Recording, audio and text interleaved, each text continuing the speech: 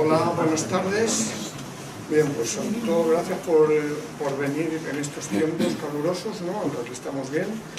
Y bueno, pues decir que yo acepté la propuesta de dar una charla sobre Gramsci, vamos, siendo consciente de las dificultades, ¿no? De exponer el pensamiento, más bien habría que hablar de la evolución y las interpretaciones del pensamiento de Gramsci, ¿no?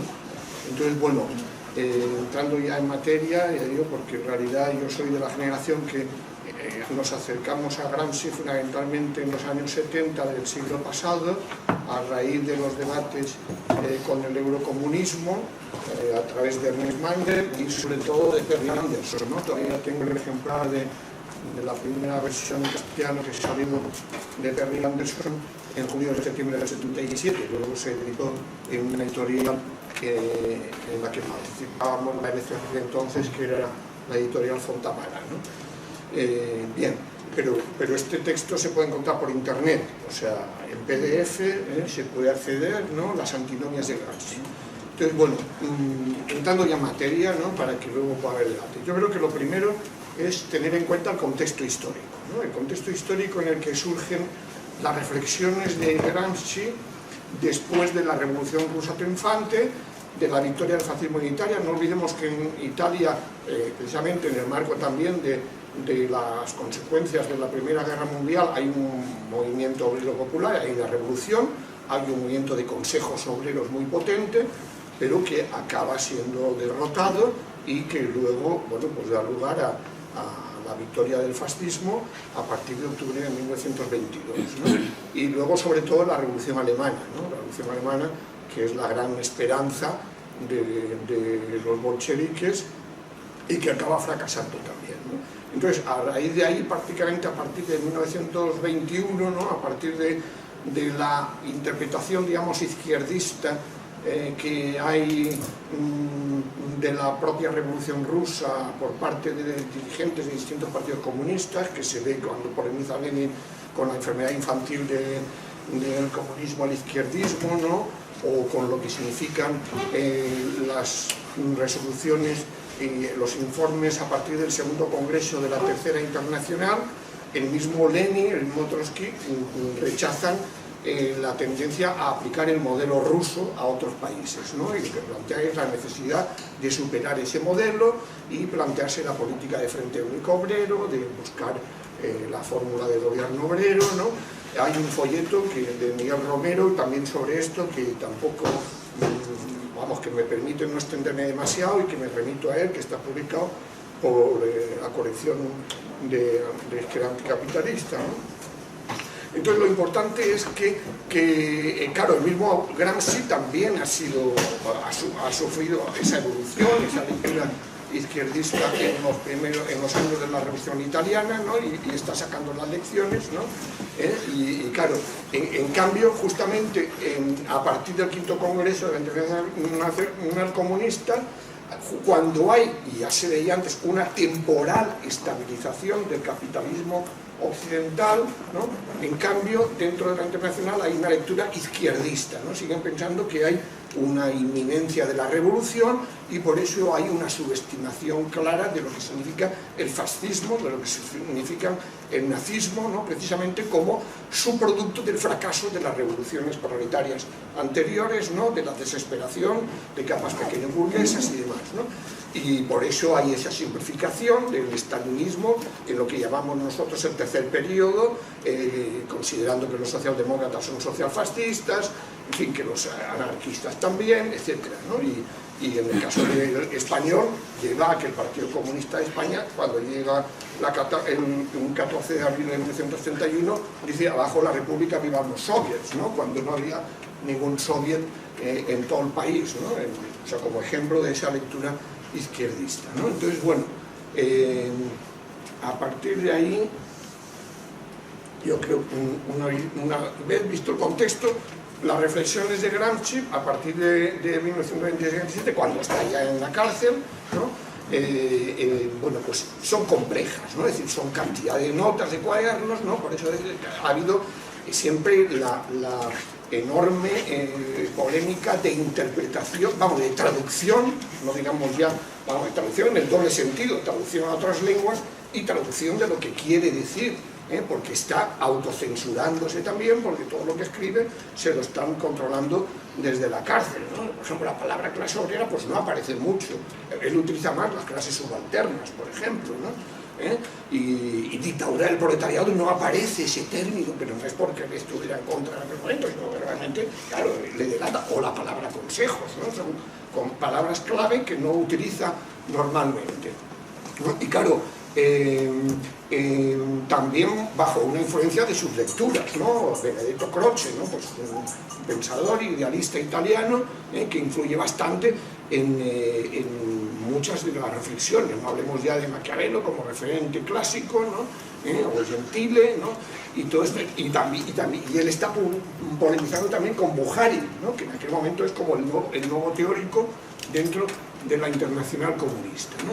Pero entonces lo importante es que él destaca cómo en ese periodo de relativa estabilidad capitalista hay las grandes diferencias entre Oriente y Occidente, y luego Estados Unidos, que eso no lo toca apenas Terry Anderson, porque una parte de los textos sobre Estados Unidos se publicaron después de escribir el libro Gramsci, ¿no? Anderson. Entonces, claro, ahí, bueno, pues ya veréis, en el libro de Terry Anderson también hace un esfuerzo enorme de saber ver las distinciones diversas que va haciendo a lo largo del texto sobre sociedad civil, Estado, ¿no? Y bueno, pues eso, en fin, no me gusta citar ahora literalmente, pero bueno, ya lo habéis oído muchas veces, ¿no? Pues lo fundamental es como él constata pues, que el Estado de alguna manera ocupaba todo lo que era la sociedad en los países del este, ¿no? Y en cambio en el oeste pues había unas redes de sociedad civil enorme, ¿no? Cosa que, aunque él, claro, tiene polémicas también con Trotsky, ¿no? Porque a Trotsky, bueno, lo veremos luego, le identifica prácticamente solo con la revolución permanente, la identifica con guerra de maniobra únicamente, ¿no? Cuando realmente el Trotsky ya desde 1921-22 está insistiendo precisamente en esa política frente al único obrero, ¿no? De distinción entre lo que son las sociedades del este y lo que son las sociedades del oeste, ¿no? Entonces, y la imagen del centauro de Maquiavelo pues es eso, ¿no? Fuerza y coerción, ¿no?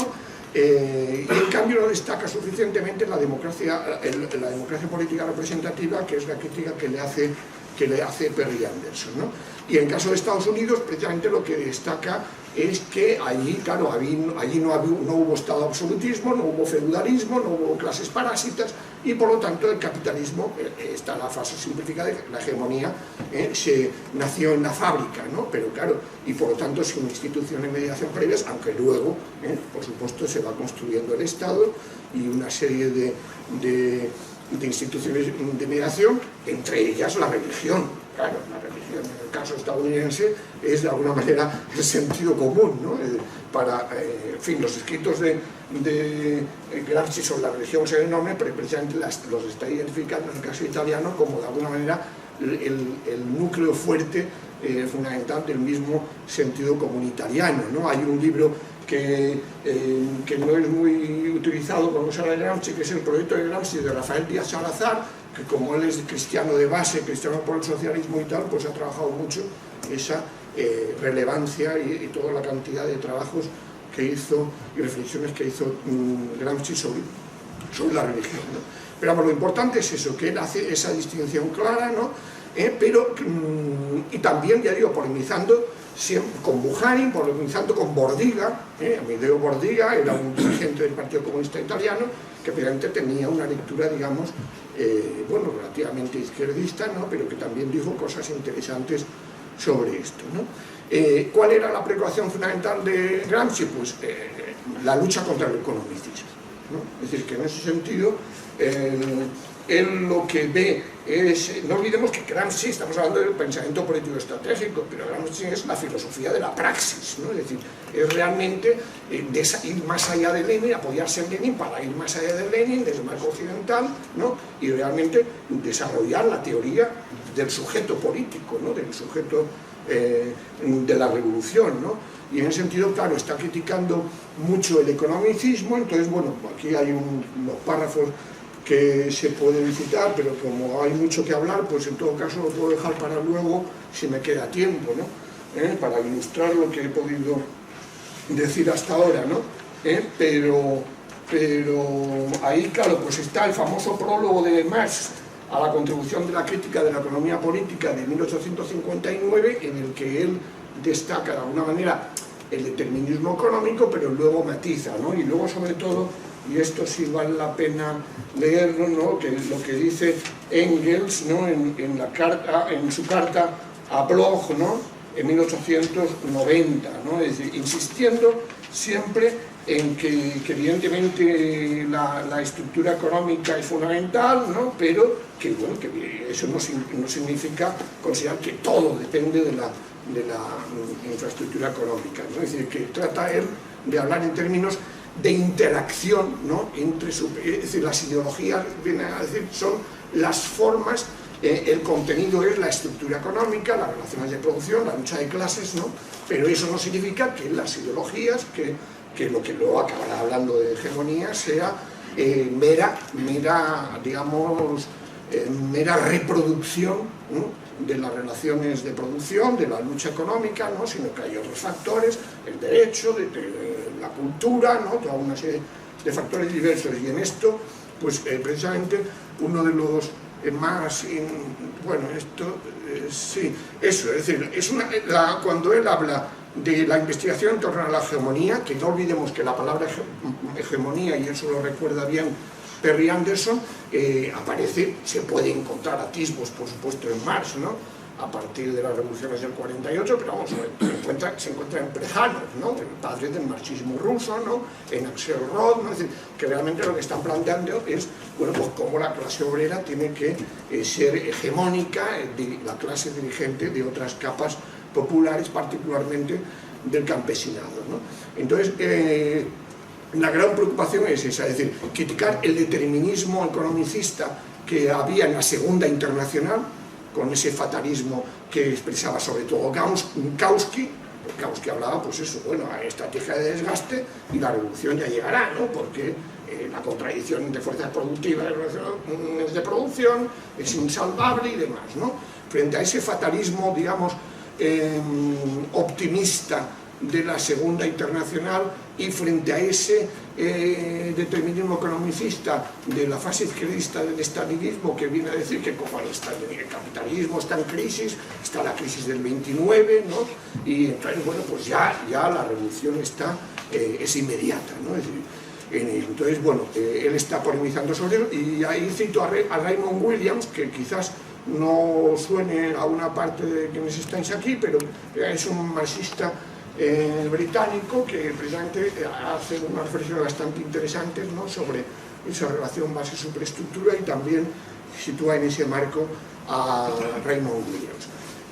En resumen, lo que se plantea Gramsci es una crítica de la economía política del capital y una teoría política del movimiento obrero adecuada a esa crítica. Y ahí cito a Peter Thomas, que es el que ha publicado recientemente, no me lo he traído, bueno, está en inglés, pero creo que se puede encontrar también por internet, que es de alguna manera el nuevo libro sobre Gramsci, que actualmente es el principal referente en las conversaciones, en los debates que hay sobre Gramsci, ¿no? En los encuentros inagotables, ¿no? Porque hay cantidad de encuentros cada 2 por día, digamos, parlamentarias, sino ahora mismo ha habido hace unos días en Londres, ¿no? En fin, es inagotable, ¿no? Pero vamos, yo creo que lo fundamental es eso, es decir, que aunque no desarrolle tanto la dimensión, digamos, de la economía, de la crítica de la economía política, lo da por implícito, por supuesto, y lo que trata es de acompañar a esa crítica de la economía política una teoría del movimiento obrero, ¿no? Entonces, ahí entramos en otro concepto, ¿no? Bueno, 2 conceptos claves, ¿no? Es decir, entonces él lo que defiende es que la necesidad de obtener la hegemonía para poder conquistar el poder, ¿no? Y por lo tanto que hace falta constituirse en grupo dirigente de las clases aliadas antes que dominantes sobre las clases adversarias. y esa es condición necesaria para construir un bloque histórico nuevo, ¿no? Bloque histórico que no lo entiende simplemente como una alianza de clases, sino que lo entiende como que a partir de esa alianza de clases implique una transformación de la estructura y de las superestructuras. Es decir, si se limita a cambiar solo la superestructura, no llegará a conformar un bloque histórico nuevo, ¿no? Podrá cambiar el régimen, podrá cambiar el gobierno, ¿no? Pero no va a consolidar, no va a conformar un bloque histórico nuevo, ¿no? Entonces, bueno, claro, ahí también está siempre esa reflexión y esas lecturas a veces interesadas que veremos al final. Y claro, según Perriand, yo lo comparto, claro, el problema es que hay una parte de ambigüedad ahí en esas reflexiones que él pues parece no destacar, no subrayar suficientemente la diferencia entre las revoluciones burguesas y las revoluciones proletarias. Porque claro, él está sacando esas reflexiones del estudio de la Revolución Francesa, del estudio del Risorgimento en Italia, ¿no? Entonces, pero claro, no es lo mismo una clase burguesa que ha ido conquistando poder económico en esa transición del feudalismo al capitalismo y del Estado absolutista al Estado liberal, que una clase proletaria que no es propietaria de medios de producción y por lo tanto tiene que luchar por la hegemonía, pero no puede pensarse que pueda llegar a ser dominante sin un cambio en las relaciones de producción que le permita precisamente contrarrestar el poder de la clase capitalista, ¿no? Pero en fin, entonces ahí está una materia polémica, ¿no? Lo importante para él es introducir mecanismos de dirección de clase, no solo política, sino también moral e intelectual en la sociedad civil. Unir cultura, ética, política y economía. Y aquí sí que hay una cita suya, es decir, si la hegemonía es ético-política, no puede no ser también económica. No puede no estar asentada en la función decisiva que el grupo dirigente ejerce en el núcleo decisivo de la actividad económica, ¿no? Eso es fundamental. O sea, por eso hay que evitar tener una visión, como si se planteara Gramsci la lucha por la hegemonía solo en el plano ético, político, sino que evidentemente tiene que reflejarse en el plano económico, ¿no? Y claro, ahí lo importante es lo que plantea la ruptura del cemento ideológico. Es decir, el objetivo tiene que ser romper con el cemento ideológico que asegura el consentimiento de las masas a la hegemonía de la burguesía. Tarea central, sentido común.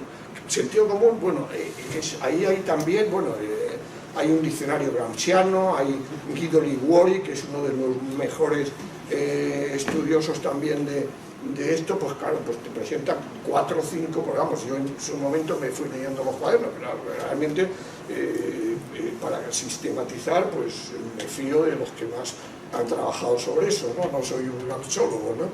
Entonces, bueno, pues claro, él mismo reconoce que hay varias definiciones del sentido común, ¿no? Es decir, la que puede ser más asequible es esta, ¿no? La concepción popular tradicional propia del hombre medio en transformación continua, ¿no? Es decir, que de alguna manera, yo tengo aquí algunas notas también, pues es eso, ¿no? Es decir, lo que parece un poco compartido, es decir, más allá que la ideología de la clase dominante, ¿no? Es decir, evidentemente la ideología de la clase dominante es la que está conformando el común, pero siempre hay una mezcla, ¿no? Siempre hay una mezcla entre lo que es ideología dominante y lo que pueden ser elementos de ideología de las clases subalternas que recoge también la clase dominante precisamente para lograr su consentimiento, para mantener su hegemonía, ¿no? Y bueno, respecto al buen sentido, pues también hay distintas reflexiones en sus textos, ¿no? En sus notas, ¿no? Es decir, que a veces lo utilizan en sentido peyorativo,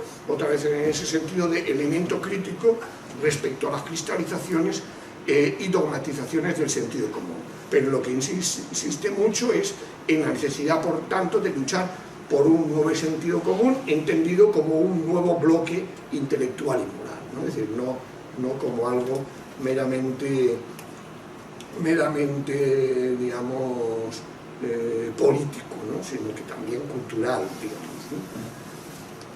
Bueno, entonces ya ahí, para hablar más de estrategia, pues entonces ahí, evidentemente, en función de las reflexiones sobre los fracasos de las revoluciones posteriores a la rusa y de sus propios de su propia lectura de Lenin, de los debates de la Internacional Comunista, él explícitamente liga guerra de posición al Frente Único, ¿no? A la idea de Frente Único de los 4 primeros congresos de la Internacional, fundamentalmente el tercero y el cuarto, ¿no? Y entonces, bueno, pues ahí lo importante, claro, recoge toda la terminología militar que había estado en debate, fundamentalmente a partir de Kautsky, y sobre todo dentro de la socialdemocracia alemana, que lo coge también de Hans Delbrück, ¿no? Y entonces ahí lo que sí está claro es que él insiste en la necesidad de la guerra de posición precisamente en ese periodo de relativa estabilización temporal del capitalismo, de llegada luego de la crisis del 29 y del ascenso del fascismo. Entonces, precisamente es en ese contexto el que hay que entender que él no ve la guerra de maniobra, no ve la revolución, no ve el asalto al poder como algo inmediato, como algo posible, y por lo tanto considera que la tarea fundamental es la guerra de posiciones, ¿no? Es decir, realmente conquistar posiciones dentro de la sociedad civil. Bueno, yo creo que me he saltado ahora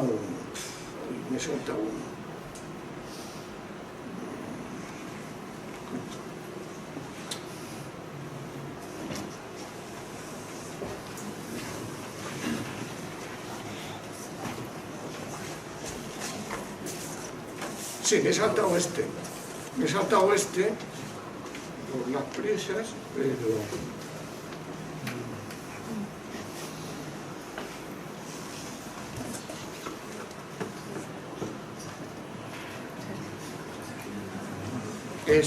Sí, ahí está, me he saltado antes esto, que es fundamental, claro. Él precisamente recogiendo esa crítica al economicismo, a lo que es la visión del Estado como un mero aparato de coerción, ¿no? Y destacando mucho más la idea de consentimiento, ¿no? Aunque a veces se traduce por consenso también, ¿no? Pero yo creo que incluso más claro consentimiento. Él precisamente desarrolla esta teoría del Estado pleno e integral, ¿no? Precisamente ahí recogiendo la influencia de Benedetto Croce, ¿no? Porque Croce quería relativizar mucho la dimensión, digamos, coercitiva, la dimensión materialista también, ¿no? Entonces él habla del Estado pleno e integral como todo el complejo de actividades prácticas y teóricas con las cuales la clase gobernante no solo justifica y mantiene su dominación, sino que consigue ganar el consentimiento activo de aquellos sobre los cuales gobierna. Y ahí está esa frase suya de hegemonía acorazada de coerción, y que luego, aplicándola a muchos países, la extiende con la corrupción, ¿no? Hegemonía acorazada de coerción y corrupción, y esto, por cierto, es algo que, como yo, una de mis aficiones es la geopolítica, pues hay toda la escuela gramsciana de la economía política internacional que precisamente lo que hace es cómo el capitalismo se ha ido formando también a través de sucesivos hegemones, ¿no? Estados hegemónicos que justamente han combinado digamos, consentimiento, coerción y corrupción, ¿no?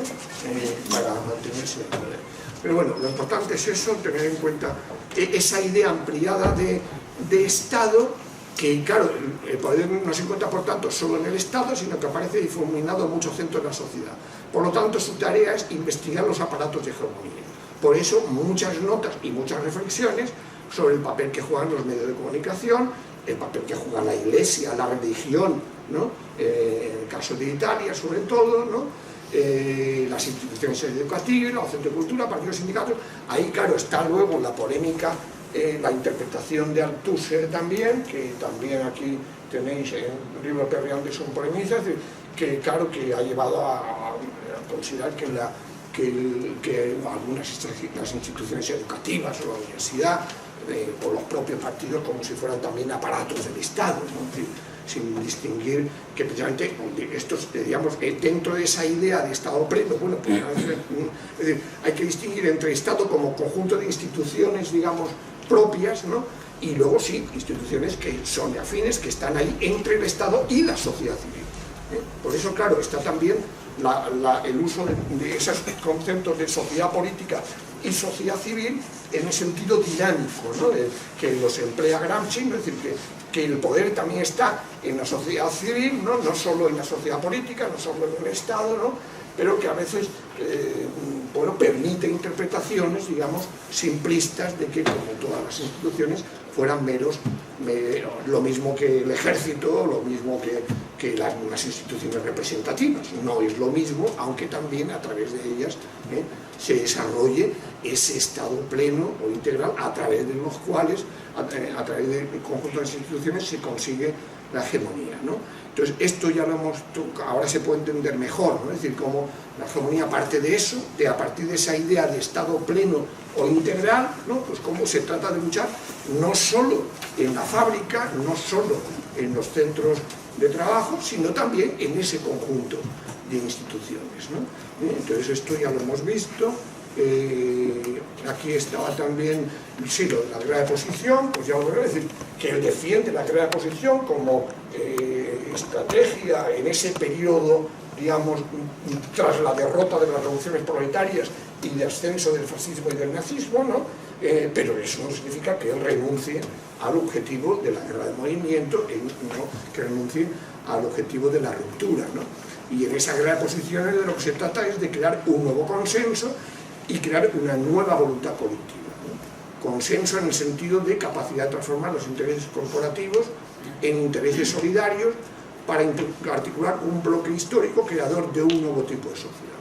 Y ahora entra el concepto de voluntad colectiva nacional popular, que también es complicada, ¿no? Porque muchas veces más habla de pueblo-nación, refiriéndose a Italia, otras veces sí de nacional popular, ¿no? A partir de la reflexión es una cuestión meridional, porque una de las principales lecciones que saca del fracaso de la Revolución Italiana de los consejos es cómo el proletariado del norte no supo ganarse la alianza del campesinado del Mezzogiorno del sur, ¿no? Y por lo tanto se trata, él plantea el objetivo de ser una república federal de obreros y campesinos, ¿no? Es decir, ese debería ser el objetivo, a través de la construcción de una nueva voluntad colectiva nacional popular, ¿no? El pueblo como conjunto de clases subalternas bajo dirección de la clase obrera, que sea capaz de suscitar un espíritu de escisión en la sociedad, ¿no? Es decir, una frontera entre ellos y nosotros, ¿no? Y por lo tanto dispuesta a enfrentarse a las clases dominantes y a desligarse de sus sistemas de consenso. Y ahí está el papel del partido, ¿no? Es decir, él habla del partido como el príncipe moderno, como el intelectual orgánico de la clase obrera y como el sujeto activo de construcción de esa voluntad colectiva a través de una pedagogía democrática, ¿no? a través de ser permanentemente activos, ejercer la persuasión, digamos, ¿no? Persuasión activa permanente entre las clases subalternas, ¿no? Bien, y ahí, claro, para que se vea que él no olvida todo lo que significa la perspectiva revolucionaria, pues está todas las reflexiones también sobre las relaciones de fuerzas, ¿no? Él habla primero de las relaciones de fuerzas sociales objetivas, ¿no? Habla de las relaciones de fuerzas políticas, en las que hay que valorar el grado de homogeneidad, autoconciencia y organización de los distintos grupos sociales, y además ahí introduce el factor internacional, es decir, hay que ver, ya digo, no son grandes apuntes, ¿no? Pero él sí tiene en cuenta, claro, que la ubicación geopolítica de un país es fundamental para ver, bueno, pues realmente cuál es la mejor relación de fuerzas posibles, ¿no? Y claro, los pasos que hay que dar, como hay que pasar del nivel económico corporativo al de la solidaridad de intereses y al de alcanzar una conciencia ético-política de clase. Y claro, al final está la relación de fuerzas militares, ¿no? Que las entienden tanto política como técnicamente, ¿no? Es decir, políticamente, porque bueno, ojalá no sea necesario, es decir, el objetivo fundamental será paralizar al ejército, hacer al ejército incapaz de ejercer la violencia frente a dada la relación de fuerzas que se han otorgado, pero también, por si acaso, hay que estar preparado a la hipótesis de que se recurra a la fuerza física, ¿no? Bien, ¿cuánto tiempo llevo? Bueno, todavía tengo, ¿no? Tipos de crisis, ¿no? Entonces, claro, ahí también hay reflexiones interesantes, ¿no? Es decir, claro, la crisis orgánica, claro que es muy recurrida, cuando realmente crisis orgánica es cuando hay crisis de Estado, ¿no? Aquí no lo explicito suficientemente, pero la crisis orgánica, o sea, de Estado pleno, es decir, de Estado pleno, no de Estado en el sentido estricto, ¿no? En el sentido, digamos, restrictivo, ¿no? Si hay crisis de Estado pleno, entonces pueden darse las condiciones para una disgregación del bloque histórico dominante, ¿no? Y en unas condiciones que realmente hay capacidad de desafío organizado de las clases subalternas, ¿no? Pero claro, en esas condiciones, claro, el problema es que esa crisis orgánica se puede dar en lo que él llama equilibrio de fuerzas de perspectivas catastróficas, ¿no? Que luego eso lo ha traducido Álvaro García Linera como empate catastrófico, ¿no? En su traducción, ¿no? Entonces, bueno, pues eso, claro, evidentemente puede haber crisis orgánica de Estado, pero en un equilibrio de fuerzas entre los de arriba y los de abajo, ¿no?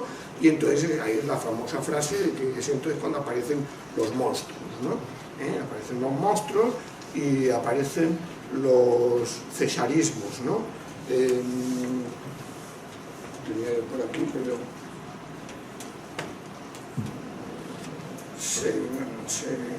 Sí, ahí dice esto, la crisis consiste precisamente en que muere lo viejo sin que pueda nacer lo nuevo, y en ese interregno ocurren los más diversos fenómenos morbosos, ¿no? Y entonces ahí están los cesarismos, ¿no? Los cesarismos pueden ser progresistas o regresivos, ¿no? En realidad el concepto de cesarismo tiene semejanzas con el concepto de bonapartismo, con cómo lo aplica el propio Marx en sus escritos sobre Francia, ¿no? Es decir, en ese equilibrio en que, bueno, pues lo viejo no acaba de morir y lo nuevo no acaba de llegar, ¿no? En esa dialéctica del ya no y el todavía no, del ya no de los de arriba pero el todavía no de los de abajo, es cuando aparecen los Bonapartes, cuando aparecen los Césares, ¿no? Cuando aparecen, claro, y no es lo mismo que haya un cesarismo regresivo, ¿no? Reaccionario, que un cesarismo progresista, ¿no? Obviamente, ¿no? Entonces, cesarismos progresistas hemos visto en América Latina y seguimos viendo muchos, ¿no? O sea, que de alguna manera el cesarismo progresista sería el populismo, ¿no? Para entendernos, ¿no? Bien. Y lo importante es que precisamente, y eso lo distingue de, claro, de la crisis coyuntural, crisis de gobierno, ¿no? Y crisis histórica. Y crisis histórica también es muy interesante, algunas reflexiones, porque él destaca, cuidado, porque haya una crisis económica del capitalismo, que no quiere decir que la revolución sea inminente, ¿no? Es decir, está polemizando con ese mecanicismo economicista de la internacional stalinista, ¿no? Distinguiendo que, claro, el problema es que el factor político, el factor subjetivo puede ir muy detrás de los efectos que puede tener en la crisis económica, ¿no? Y por lo tanto evitemos conclusiones simplistas, ¿no? Y entonces, claro, de lo que se trata es de ir construyendo una alianza de clases para conquistar la hegemonía, ¿no? Y evitar el transformismo. En realidad, revolución pasiva, cesarismo se mezclan ahí, ¿no? Es decir, revolución pasiva, pues son eso, cuando se dan transformaciones políticas de las formas políticas de la sociedad, que sin embargo fracasaron en poner en cuestión esos contenidos económicos, ¿no? Es decir, no hubo un momento jacobino popular, ¿no? Es decir, que por lo menos en la Revolución Francesa, pues eso, es decir, luego hay el Termidor, ¿sí? Y llega el Bonaparte, pero antes ha habido una revolución, ¿no? Una revolución con el protagonismo de la previa, ¿no? En cambio, claro, en los procesos de revolución pasiva lo que hay es, digamos, un cambio de régimen, en el mejor de los casos, pero no un cambio de los contenidos económicos, un cambio de la base económica, ¿no? Y de lo que se trata, por tanto, es de apostar por una hegemonía expansiva, ¿no? Una hegemonía expansiva que sea capaz de crear una voluntad colectiva nacional popular, ¿no? Es decir, volviendo a lo de antes, ¿no? Y ahí están las reflexiones, ¿hacia qué tipo de sociedad? Pues hacia una sociedad regulada, ¿no? Hacia una sociedad en la que vaya, ahí sí que mantiene de alguna manera, dentro de esa censura de la cárcel, la tesis de la futura extinción del Estado y que en realidad se dé un Estado vigilante nocturno que simplemente esté favoreciendo la conformación de una sociedad autorregulada, ¿no? Que ahora llamaríamos autogestionada, ¿no? Como podríamos decir ahora, ¿no? Bien, entonces ya y de algunas interpretaciones, pues claro, pues a partir de los años 70, pues, a medida que también se fueron publicando los cuadernos de la cárcel y demás, sobre todo en Italia, ¿no? Pues claro, y está también, claro, el golpe de Estado en Chile, ¿no? De septiembre del 73, ¿no? Pues hay como una, antes ya había, ¿no? Pero realmente la resurrección de Gramsci aparece en el plano político, aparece a través de la lectura de los eurocomunistas, de Berlinguer, ¿no?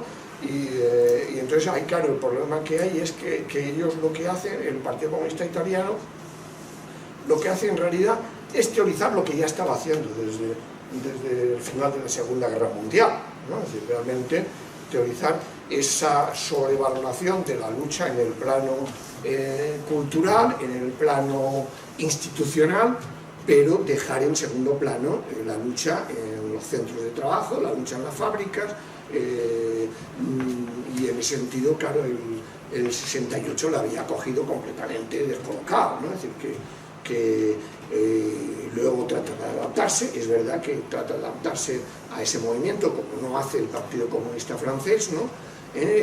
Ante un movimiento de consejos obreros muy potente que se da en Italia, y ante las mismas críticas que recibe de la corriente operaia, ¿no? De Toninelli y compañía, Mario Tronti y demás, bueno,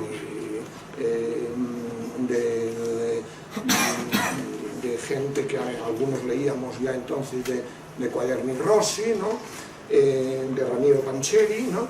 Entonces lo que hace es, de alguna manera, digamos, pues claro, la teoría va siempre detrás de la práctica en los partidos que de alguna manera reformistas, ¿no? Pues lo que hay es, a partir de ya del golpe de Estado chileno, pues teorizar, ¿no? Y decir, no, realmente el golpe de Estado chileno demuestra que, bueno, pues, que no se puede cambiar con un 30 y tantos % de elecciones, ¿no? Que puede haber un desborde popular, ¿no? Y entonces lo que se trata es de privilegiar claramente la vía parlamentaria y seguir el plano cultural, ¿no?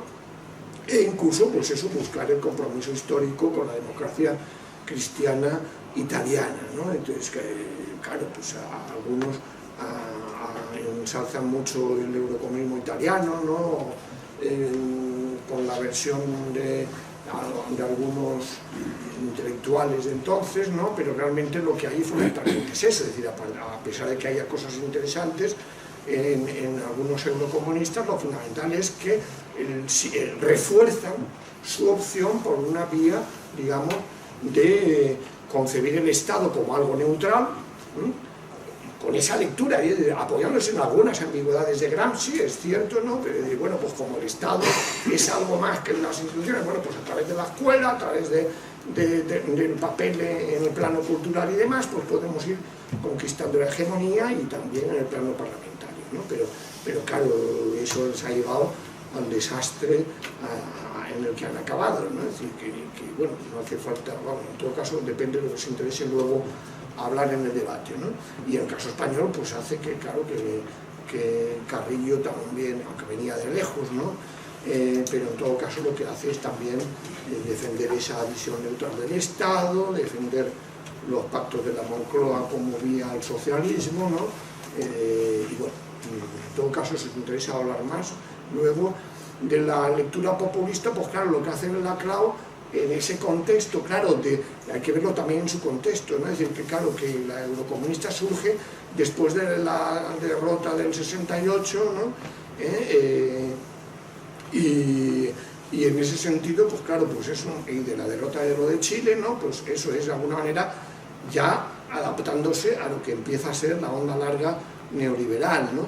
La lectura de Laclau, pues es más mirando a otras partes, ¿no? Pero también es eso de, bueno, evidentemente tiene su mérito de redescubrir el psicoanálisis, de destacar la importancia de la lucha discursiva, como el discurso como algo performativo, no algo que meramente sea reproducción, digamos, de ideologías o del statu quo, ¿no? De un lado o de otro, ¿no? Pero con una visión del Estado como campo de lucha, ¿no? Como no neutral exactamente, pero sí como campo de lucha, que bueno, que sí, que reconoce que hay un campo de relación, pero que puede ser eso, un campo de disputa, ¿no? Y por lo tanto, si se puede, tiene el gobierno, se puede hacer mucho desde el gobierno, ¿no? Y sobre todo autonomizándole de la economía, ¿no? Autonomizando la política de la economía, cosa que desde luego Gramsci no hace, ¿no? Y ahí lo fundamental pues sí es buscar esa cadena de equivalencia de demanda, pero claro, la cadena de equivalencia siempre está lo que se integra y lo que se deja de lado, ¿no? En función precisamente de limitarse solo a una fractura principal, digamos, pueblo, oligarquía, principalmente, ¿no? Y ahí está, claro, la importancia que él da al liderazgo carismático, no da ningún papel a un partido, ¿no? Claro, Gramsci era la mitificación del partido incluso, ¿no? El partido era el príncipe moderno, claro, no hay partido posible, ¿no? Sino que es una relación plebiscitaria del liderazgo carismático con las masas, ¿no? Y evidentemente con toda la simbología correspondiente, ¿no? Chantal Mouffe tiene una lectura parcialmente distinta, ¿no? Es decir, ella tiene una idea esto de que llama democracia agónica, ¿no? Es decir, también ellos parten de la imposibilidad de la revolución, implícitamente, ¿no? Es decir, no es que digan la revolución es imposible, pero incluso lo explicita muchas veces, ¿no? Es decir, la revolución es imposible, ¿no? Y Chantal Mouffe dice claramente, nada de concepción smithiana de la política, de amigo-enemigo, adversarios, ¿no? Adversarios en la democracia agónica, ¿no? Porque se puedan alternar los de... Bueno, ella sí habla de izquierdas y derechas, ¿no? Es decir, de izquierda y derecha. Ella habla de populismo de derecha y populismo de izquierda, ¿no? En este debate con Íñigo Errejón en el librito lo deja claramente, ¿no? Ella no está de acuerdo con esto de la gente, no le parece bien ese concepto, ¿no? Pero en esto ella dice que, claro, evidentemente sí apuesta claramente por un populismo de izquierda, pero renunciando a la guerra de movimiento. Es decir, no se trata de luchar por una guerra de posiciones, luchar por conquistar una democracia pluralista, ¿no? Que se puedan competir abiertamente, ¿no? Pero sí, por lo menos, claro, dejando claro la cuestión social como una línea de fractura, la lucha por la igualdad como un elemento fundamental, ¿no? Entonces, bueno, pues ahí, claro, puede servir para esto, ha podido servir para cómo llegar al gobierno, pero no para qué el día después, ¿no? Y claro, bueno, ahí, claro, García Linera es más complejo, ¿no? Porque además sus reflexiones pues se apoyan en Gramsci, se apoyan en Pierre Bourdieu, en fin, Toni Negri, aunque el concepto de multitud no es el mismo que emplea Toni Negri, ¿no? Y bueno, es muy interesante como reflexión antes de ser vicepresidente, ¿no? Luego, el vicepresidente también dice cosas interesantes, pero claro, la dimensión polémica con quienes cuestionan y dicen que en lugar de haber llegado ahora estar en una hegemonía expansiva, en lo que están es en un transformismo, ¿no?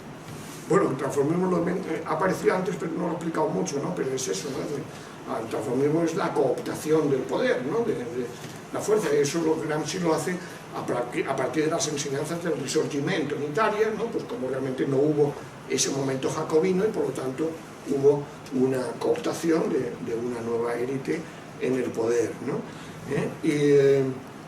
Y bueno, claro, otra lectura, la más culturalista, que se desarrolló en el contexto también más de la gente post-68ista, ¿no? De cómo, bueno, pues al perder la centralidad del movimiento obrero, a perder centralidad la cuestión social, pues lo que han hecho ha sido destacar otras líneas de fractura, otras formas de opresión, otras formas de dominación, importantes también, por supuesto, ¿no? Pero que las han tendido de alguna manera también a autonomizar frente a la fractura de clases, ¿no? Pero claro que ha habido muchas aportaciones interesantes, ¿no? En el plano de la cuestión étnica, racial, pues Stuart Hall, ¿no? Es uno de los pioneros en esas reflexiones y supo criticar muy bien lo que hizo Margaret Thatcher en Italia como con ese gramscismo de derechas, ¿no? Con esa revolución cultural de derechas que provocó con un nuevo sentido común y demás, ¿no? En la cuestión de la colonialidad pues está Mignolo, está Aníbal Quijano, que es un discípulo de José Carlos Mariátegui, ¿no? Que fue el pionero, realmente fue considerado un hereje dentro de la Tercera Internacional porque hablaba de la cuestión indígena, de la cuestión campesina, que decía que eso diluía la cuestión de clase, ¿no? Y otros, en fin, y en el plano de la vida política, pues todo lo que de alguna manera la escuela más ligada a Michel Foucault, ¿no? a la distribución, al análisis de la microfísica del poder, a la distinta forma de control, las instituciones totales, que también tienen reflexiones muy interesantes, ¿no?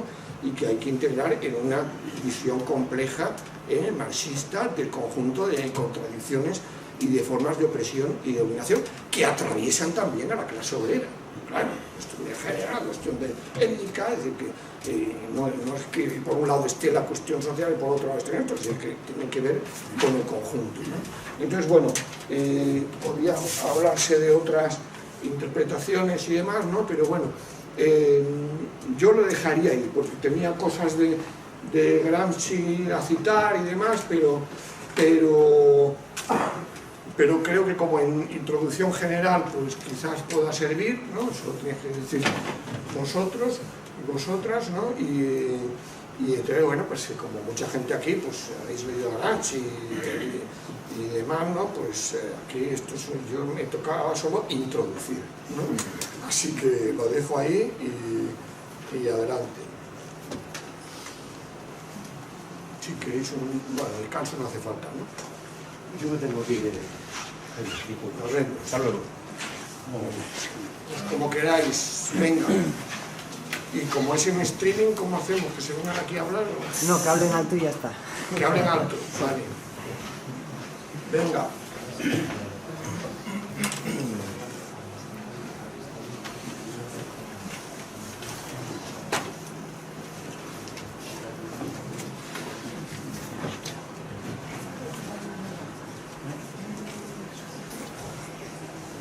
Bueno, sí, claro, hay textos, aparte del Perry Anderson, bueno, de Daniel Ben-Said hemos publicado cosas sobre Gramsci y demás, ¿no? Sobre Frente Único y Hegemonía, en la web de Viento Sur, ¿no? Es decir, que en Viento Sur podéis ver, si ponéis Gramsci, hay una buena lista de artículos que se puede consultar, ¿no? Pero vamos, ya yo creo que pienso que lo que interesaba era un poco presentar de forma no dogmática, porque no es posible con Gramsci, una serie de conceptos, ¿no? Siendo conscientes de la complejidad y siendo conscientes de en qué contexto lo desarrolló y cuál era su intención. Es decir, ya sabéis, hay que ver los textos en su contexto y en sus intenciones, ¿no? Entonces, las intenciones eran claras, digamos, de desarrollar un pensamiento político estratégico en el marco de Occidente, de los países occidentales, ¿no? Con esas trincheras, casamatas y demás que tiene, que le permiten no resistir, digamos, a las protestas y a las oposiciones que se dan, ¿no? Y que digamos, logra un grado de consentimiento y un grado de hegemonía que no se daba en la Rusia zarista, ¿no? Porque como también dice Perry Anderson, allí realmente sí estaba un desarrollo capitalista, pero en el marco de un Estado prácticamente absolutista todavía, ¿no? Entonces, claro, no tenía esa capacidad de integración que tenían los Estados occidentales, a pesar de que también eran limitadas en aquellos años, ¿no? Y bueno, y claro, tampoco puedo hablar mucho, pero claro, todas las reflexiones sobre Estados Unidos tienen que ver, claro, cómo el Fordismo aparece en Estados Unidos y cómo él lo ve como eso, una nueva forma de preservación de la hegemonía del capitalismo frente a la clase obrera, ¿no? Es decir, el Fordismo como una nueva forma de estimular, sí, incluso elevar los salarios, fomentar el consumismo de la clase obrera, ¿no? Es decir, buscar, y él ve cómo precisamente ese modelo es el que se va a ir extendiendo en Europa, y ahí acertó, ¿no? Evidentemente, ¿no? Es decir, como íbamos a encontrarnos con lo que él decía, una nueva civilización a partir de lo que ya estaba apuntando en Estados Unidos como nueva gran potencia ascendente, ¿no? Entonces ya digo pero claro, sus reflexiones evidentemente están más centradas en el marco italiano, ¿no? Por eso y en esa polémica con los sectores más, es decir, con el economicismo de la Tercera Internacional y con los culturalistas italianos, ¿no? Entonces, claro, ahí él se centra más en todo eso, pero ya digo, eso no significa que desarrolle y teorice una estrategia reformista, ¿no? Es decir, que está teorizando la guerra de posiciones y la lucha por la hegemonía, pues precisamente de cara a esa relación de fuerzas que permita ese momento de la maniobra, del asalto, de la ruptura, ¿no?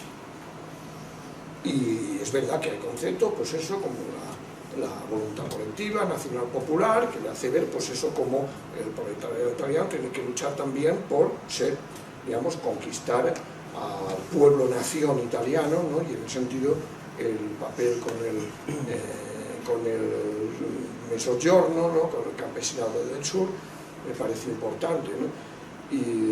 Pero bueno, hay cosas, por ejemplo, Paco Fernández Buey también ha escrito mucho sobre esto, ¿no? Así que ahí hay una riqueza enorme, ¿no? Pero claro, ya digo, siempre con posibles interpretaciones fuera de contexto, que puedan servir a intenciones distintas a las que guiaban a Gramsci, ¿no?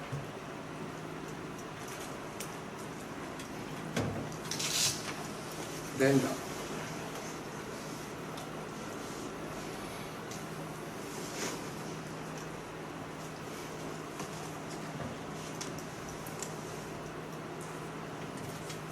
Una pregunta así de matiz. Toda la teoría esta del sentido común es, digamos, como una especie de aporte de que el sentido común, la hegemonía sería una transformación del sentido común. ¿Alcanzar hegemonía significaría transformación del sentido común? Sí, claro. Es decir, ahí está, es decir, él lo que plantea es, claro, eso es otra discusión, hay un sentido común que no es solo la ideología de la clase dominante, sino que también tiene elementos de la clase dominadas, ¿no? Y que además no recuerdo cómo ahí, es decir, no es algo estático. No es algo estático, sino que es algo dinámico, evidentemente, no es inamovible, no es rígido. Algunos, cuando hablan del neoliberalismo, como se ha naturalizado el neoliberalismo. Esto es una exageración total, ¿no? Y te voy a decir, bueno, se ha generalizado, incluso con algunos amigos, no, es que ha habido una mutación antropológica, ¿no? Pues, yo creo que no, o sea, que con algún amigo cercano incluso. Yo creo que no hay que exagerar, es decir, evidentemente, claro que ha habido una onda larga neoliberal que lleva bastantes años, que ha provocado, pero claro, no es inmune a las crisis, no es inmune a la lucha de clases, no es inmune a las resistencias, ¿no? Y claro, lo importante es cómo entrar en ese sentido común desde el buen sentido, introduciendo el buen sentido para ir generando un nuevo sentido común. Pero claro, esto es una tarea de largo aliento, no es algo, una cosa es cambiar una parte del sentido común si quieres cambiar de gobierno o de régimen, ¿no? Y otra es cambiar el sentido común para hacer una revolución, ¿no? Evidentemente. Entonces, claro, ahí está el debate también con los populistas de, claro, cómo, ¿qué pasa? ¿Que eso significa adaptarse al sentido común? Bueno, pues yo diría, como también decía Trotsky, adaptación pedagógica sí, pero política no, ¿no? Es decir, que claro, que podemos utilizar lenguaje, podemos utilizar términos, ¿no? Pero resignificando, y ahí sí que viene bien la clave, y evidentemente ahí yo creo que no hay que tener, no, que no hay que polarizar, es decir, evidentemente hay aportaciones del psicoanálisis vía Laclau, ¿no? Son útiles y son interesantes, ¿no?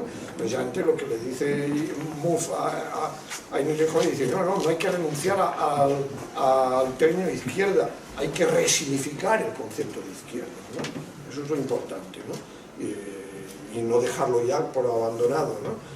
Y bueno, pues eso, es decir, que ahí está, es decir, que tenemos que ver cómo si hay cosas de sentido común que no nos gustan, cómo hay que cambiarlas, si hay cosas de sentido común que nos pueden servir de puente. Claro, un tema es evidentemente los servicios públicos, ¿no? Los servicios públicos es algo que, bueno, en las encuestas siempre vemos, la gente no quiere más impuestos, pero quiere más los servicios públicos universales y demás, ¿no? Bueno, pues claro que hay que defender los servicios públicos, ¿no? Y eso, vamos, más en Francia que aquí incluso, está muy asentado en la opinión pública, ¿no?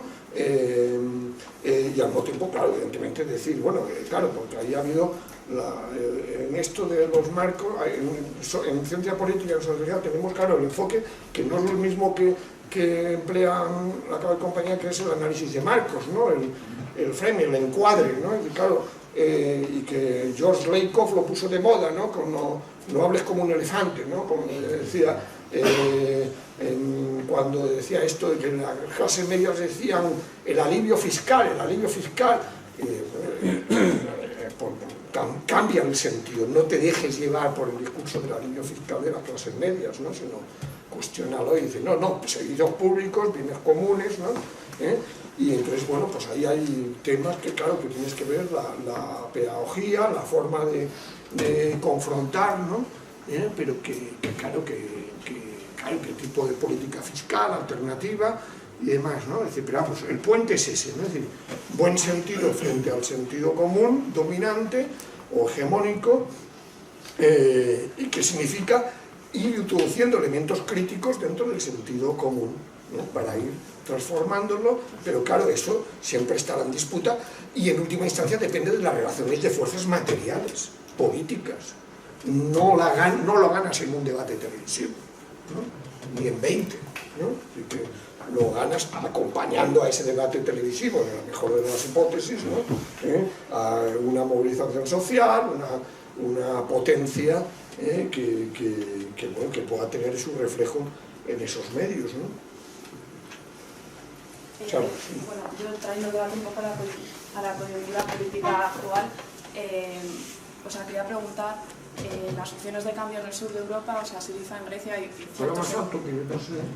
quería preguntaros, las opciones de cambio en el sur de Europa, Syriza en Grecia y Podemos, cierto sector de Podemos aquí en el Estado español, recogen la interpretación de Gramsci, por un lado de Laclau, que es lo que habías comentado, y por otro lado Syriza en Grecia de Poulantzas. Y quería preguntar en qué medida, si de alguna forma, determina estas referencias teóricas la praxis política de estas dos opciones de cambio en Europa. Bueno, yo fui alumno de Nikos Poulantzas en París, ¿no? Pero claro, él tuvo también su evolución, es decir, que Nikos Poulantzas era un altuseriano, bueno, Althusser también es una lectura interesante bueno, antes lo he mencionado, ¿no? Claro, también él evoluciona, ¿no? Es decir, él evoluciona desde una posición más de izquierdas a una visión, pues de alguna manera más institucional, más politicista, ¿no? En mi opinión, ¿no? Y quizás ahí en Tsipras esa visión pues sea más coherente, diríamos, ¿no? con las tesis de Poulantzas, ¿no? Aunque le tenemos a otros como Koubelakis, que también es discípulo de Koubelakas y no piensa igual que Tsipras, ¿no? Pero en fin, esa lectura de alguna manera digamos más politicista, ¿no? Y menos, en fin, bueno, no me atrevo a decir mucho más. Y la de aquí, pues claro, yo creo que el problema de aquí es que se ha tendido a hacer una visión del populismo, digamos, demasiado transversal, para ser suave, ¿no? Es decir, que en el sentido de querer afirmándose claramente cosas que no han hecho en ningún país de América Latina.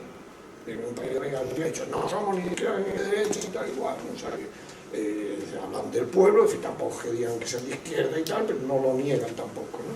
Aquí con esa tesis fundamental de abajo y arriba, lo de abajo y arriba muy viejo. Concepción Arenal lo escribía, ya que es un referente de Manuel Carmena, pues Concepción Arenal ya hablaba de abajo y arriba, ¿no? Pero claro, abajo arriba, y lo hemos dicho nosotros, ¿no? Es decir, cuando aparece el 15M nos hemos apoyado mucho en abajo arriba y tal y cual, ¿no? Es decir, que eso está claro. Ahora, esa insistencia en de ni izquierda ni de derechas, ¿no? Pues reflejaba esa vocación, entendiendo en sentido optimista la crisis de régimen y la ventana de oportunidad que habría, de decir, bueno, pues podemos llegar a la base del PP sin gran problema, ¿no? Es decir, porque ahí está el grado de corrupción, de desgaste de la casta y demás, ¿no?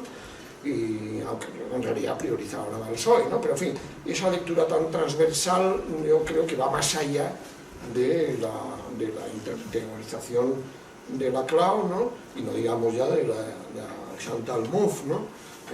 Y bueno, pues eso es un poco la dilución de la cuestión de clase, de la cuestión social, ¿no? Que es lo que está en el fondo de la resignificación posible del concepto de izquierdas, ¿no? Y claro, luego otra cuestión que claro que Laclau no dice mucho, pero que es la cuestión del partido, ¿no? Es decir, que ahí el problema es que el modelo de partido, yo creo que tampoco en Laclau hay una teorización de qué tipo de partido, no sé, es una idea así de modelo plebiscitario, liderazgo y tal, pero sin entrar mucho en eso. Y claro, podemos decir que en América Latina pues el MAS existe, puede ser un partido del gobierno, pero es un partido, digamos, muy más vinculado con sus contradicciones y procedente de unos movimientos sociales, ¿no? En fin, cada caso habría que ser distinto, ¿no? El caso venezolano es de arriba a abajo, ¿no? Cómo se monta, ¿no? El caso ecuatoriano pues también está en crisis, ¿no? Pero en fin, ahí ha habido distintos experimentos, ¿no? Hablemos ya de Argentina, ¿no? Pero en el caso español, pues claro, también es la búsqueda de un modelo específico de partido, ¿no? que entra en contradicción de alguna manera con esa digamos tensión liderazgo masas, ¿no? Es decir, porque pero vamos, yo creo que de todas maneras el problema aquí es que como ha habido el 15M, ¿no? Pues claro, el 15M es el que, es decir, sin un 15M no existiría Podemos, pero tampoco existiría esas tensiones dentro de Podemos, claro, porque ese modelo de partido puede servir a un objetivo electoral, pero entra muy en contradicción con ese potencial nuevo sentido común o buen sentido que viene del 15M, ¿no? Y claro, la diferencia con América Latina es que aquí pues, se piensa que ese modelo puede funcionar con las redes digitales, con la participación digital, pero claro, también ahí igual que se insiste mucho por algunos dirigentes de Podemos que los movimientos sociales no pueden ser permanentes, que la movilización no puede ser permanente, tampoco la participación digital puede ser permanente, ¿no? Es decir, que ha tenido su momento ascendente, pero luego ha tenido sus momentos descendentes, ¿no? Entonces, claro, sin una participación digital intensiva y extensiva y sin una organización activa, el riesgo es la autonomización del equipo dirigente, que en el mejor de los casos puede ganar, pero que no va a contar con esa relación de fuerzas extrainstitucional capaz de contrarrestar el acoso de ese, precisamente, Estado pleno integral, ¿no? Que va a seguir estando en muchas instituciones, como estamos viendo, ¿no? Bueno, pero aquí hay más gente que opina sobre esto. Aquí Gonza, venga, que yo con ganas. Bueno, estaba mirando, pero creo que aquí... Bueno, a ver, por al final algunas cosas que has ido diciendo. Por empezar problematizando, decías que hay que rechazar de alguna manera esa visión antropológica o de transformación antropológica en el liberalismo. O sea, yo sí que creo que hay que hacerlo en el sentido teleológico o de transformación completada, pero sí que es cierto que hay que leer cuáles son los proyectos antropológicos o culturales más de base que hay detrás de todo proyecto macropolítico, ¿no? Que al fin y al cabo ahí es donde están las bases de la hegemonía. Es decir, qué visión de hombre o de mujer nueva están planteando para el futuro, porque al fin y al cabo son las cosas que te atraviesan y te entran más, ¿no? Yo creo que ahí es muy interesante el libro de Christian Laval, La nueva razón del mundo, y donde precisamente además ellos problematizan y con el propio Gramsci, ¿no? Dicen que bueno, que son conceptos muy anticuados, que prefieren más bien las visiones de Foucault, cuando realmente Foucault, como tú bien decías, no deja de ser una deriva post-gramsciana, ¿no? De la rama más culturalista o más postcolonial. Pero, o sea, que me parecía un poco absurdo ese renuncio a Gramsci para quedarme con Foucault cuando realmente son lecturas muy complementarias, ¿no? ¿Por qué digo esto? Porque realmente yo creo que son la base es cultural o estructural de cualquier crítica que se le haga a un proyecto político para arriba. Es decir, que si no vamos a agarrar a la esencia misma de la parte más emocional y afectiva en cómo vive la gente en los sistemas políticos, pues al final solamente tocaremos o daremos golpes a la estructura por fuera, ¿no? Claro, y esto...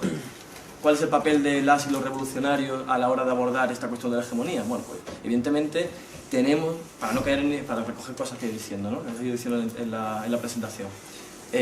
Para no caer en postura izquierdista, evidentemente hay que partir del nivel de conciencia de las clases populares. Si la hegemonía es una, el sentido común es uno, evidentemente no podemos negarlo y hay que saber trabajar con él en esa adaptación pedagógica que decías, ¿no? Pero claro, o sea, no hacerlo es de sectarios. O sea, no partir del sentido común medio de la gente y pretender que la revolución simplemente se proclama y no se organiza ni se construye con la gente. Pero claro, partir de ese sentido común de la gente para no pretender transformarlo es lo más antirrevolucionario o reformista en el más sentido del término que hay, si bien a mí el concepto reformista no me acaba de convencer, ¿no? Y claro, esto extrapolado a nivel más macro, yo creo que es, por cortarnos un poco la lengua, que yo creo que algunos lo que tenemos, o sea, bueno, para liberarnos la lengua, que es la tensión que hay aquí un poco latente, es el debate de fondo que tenemos con el sector populista dentro de Podemos, ¿no? Yo creo que compartimos, dentro de esta hipótesis populista de Rejón, compartimos el primer diagnóstico de base. Efectivamente hay una crisis de régimen, pero no hay una crisis de Estado. Es decir, la revolución no está a la vuelta de la esquina, la gente no lo entiende así, o sea, si tú sales a proclamar la revolución, la gente no te va a seguir a montar barricadas. Pero claro, la cosa es que, dice, efectivamente lo hay, o sea, hay que partir de ese nivel de conciencia y por tanto trabajar allí. El problema es que ellos niegan la posibilidad de una ruptura o la voluntad misma de querer avanzar hacia ella. No, al final es un papel muy parecido a que jugó el PC en el 78, es decir, voy a partir de la acumulación de fuerzas que hay abajo, pero simplemente para capitalizarlo y generar un nuevo marco, pero el marco ya me viene nada, es decir, yo no voy a hacer nada por hacer avanzar esas posiciones, simplemente voy a ver cómo las reorganizo, cómo las utilizo para crear un marco bueno, que es más o menos un poco más favorable, pero que al fin y al cabo, o sea, más bien más que un nuevo marco es cómo me muevo las posiciones dentro de un marco dado que no cuestiono. Y yo creo que ahí es donde de alguna manera se encuentran esas dos almas con las que nosotros disputamos, eurocomunista y populista dentro de Podemos, ¿no? El no cuestionar, o sea, el no pretender avanzar hacia una crisis de Estado aprovechando el capital simbólico de todo eso acumulado, el liderazgo incluso carismático que tú tienes, que puede servirte precisamente para decir a la gente hay que ir a más, no nos vale simplemente con ganar elecciones y echar al PP, sino queremos algo más, o sea, movilizar a la gente a partir del capital que tú tienes acumulado. Pero también el no cuestionar, o sea, no hacerlo, pero también porque estás a gusto dentro de ese marco. O sea, no lo pones en cuestión. O sea, renuncias a esa guerra de movimiento en última instancia. Y bueno, pues, me has pedido que hable sobre lo que se ¿Las opiniones? Sí, no, justamente, mira, en la parte final de interpretaciones tenía apuntado a Dardot, a Laval y Dardot, sí, porque, pero precisamente tendría un puente entre Gramsci y Foucault. ¿No? Porque lo que vienen a decir es que lo de hegemonía les parece insuficiente, claro, eso hablan de la nueva razón del mundo, ¿no? Pero ellos no son fatalistas, ¿no? Es decir, que dicen, oye, hay brechas, hay grietas, ¿no? En esa nueva razón del mundo y por lo tanto les viven bien pues, los dispositivos disciplinarios de los que habla Foucault, es decir, la propia, digamos, podríamos llamar, remontándonos a de la poesía, ¿no? Servidumbre voluntaria, ¿no? Que hay mucha gente, ¿no? Bueno, voluntaria entre comillas, ¿no?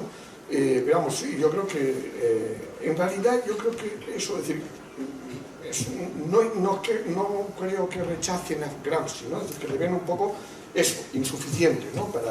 Para entender cómo se ha logrado arraigar la nueva razón del mundo, el neoliberalismo, el modelo del emprendedor y demás, ¿no? Y claro, entrando aquí yo creo que, claro, el gran problema, y evidentemente sí, yo creo que aquí hay una tendencia de unos más hacia el populismo y otros más hacia el eurocomunismo, ¿no? Y no va a dar nombres porque estamos en streaming, ¿no? Está grabando. Pero eso se nota cuando hablan de la transición, como hay cada vez una tendencia a ser menos críticos con el papel del Partido Comunista en la transición, esto de que la correlación de las debilidades, Vázquez Montalbán, que lo utilizan también interesadamente, porque Vázquez Montalbán se sentía más próximo a la izquierda radical que al eurocomunismo, ¿no? Es una pena que muriera el hombre. Entonces, claro, el gran problema es que, el gran problema del populismo es que inevitablemente se da en un contexto de crisis social, en un contexto, como estamos viendo con Grecia, en un contexto, digamos, de ausencia de margen reformista, para entendernos, ¿no? Por lo tanto, y esa es la gran diferencia entre un populismo de izquierda, como es Podemos, hoy por hoy, de lo que es el populismo de derechas del Ciudadanos y compañía, ¿no? Es decir, populismo de Ciudadanos, pues sí, hablan de los recortes y tal y cual, pero ellos quieren reproducir los pactos de la Moncloa, sí quería Adolfo Suárez y tal, ¿no? Pero claro, el problema es ese, es decir, que para ganar, o por lo menos para tener de alguna manera un apoyo de una mayoría social, tiene que mantener una mínima firmeza anti-austeritaria, ¿no? Y esa es una línea roja, ¿no? Que bueno, que vale, que pueden ceder, ¿no? Como está dando ahora bandazos Tsipras otra vez, ¿no? Pero claro, es que si traiciona, entre comillas, la ruptura con las políticas austeritarias de la Troika, se rompe el bloque, ¿no? Se rompe la legitimidad del líder ante la gente, ¿no? Entonces ahí es donde nosotros también tenemos un punto de unión posible. Es decir, tenemos grandes diferencias de proyectos estratégicos, pero tenemos puntos comunes en el periodo actual, en el periodo actual de confrontación con la Troika, con el régimen actual y demás, ¿no? Y esa es la gran frontera frente al PSOE, claro, porque el PSOE no es, en el mejor de los casos, dice, estamos contra la austeridad, pero no por cuestionar las reglas del juego de la austeridad, ¿no? La mejor de las versiones, ¿no? A ver quién tiene entonces por estar en contra de la austeridad, ¿no? Pero en fin, yo creo que ahí está la frontera con, claro, si esto del PSOE votan a favor del TTIP, claro, pues un ejemplo, ¿no? Entonces yo creo que ahí hay que ver cómo tiene que un populismo tiene que por lo menos para construir una voluntad nacional popular, tiene que ser una voluntad nacional popular que no solo pida, digamos, fin de la corrupción, regeneración democrática y tal igual, sino también ruptura con las políticas austeritarias, ¿no?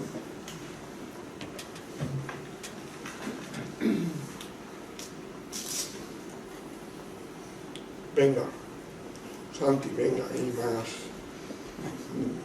más gente de aquí, compañeras también, porque si no hablamos solo los hombres, bueno, ha hablado Sara, menos mal. Bueno, yo voy a decir algo. Venga. Yo pienso que a lo mejor toda esa teoría política que ya se da mil vueltas y vueltas, y que gente súper inteligente pues lleva años desarrollándola y vemos que siempre pasa algo, ¿no? Siempre hay alguna... El capitalismo se mueve, ¿no? Se mueve, se transforma sutilmente, se va adaptando, el caso es que sigue ahí, ¿no? Entonces a lo mejor el cambio social es el que tendría que figurar más que el cambio político o la teoría política, sino a partir más bien de las personas, ¿no? Desde el sentido... tenemos un papel en la estructura del sistema, hombres, mujeres, cada uno tiene su lugar, su papel establecido, nos han dicho cómo somos lo femenino, lo masculino, tú haces esto, está todo dado, todos los papeles. A lo mejor individualmente si hiciéramos cambios para ser diferentes y cambiar las cosas desde la estructura.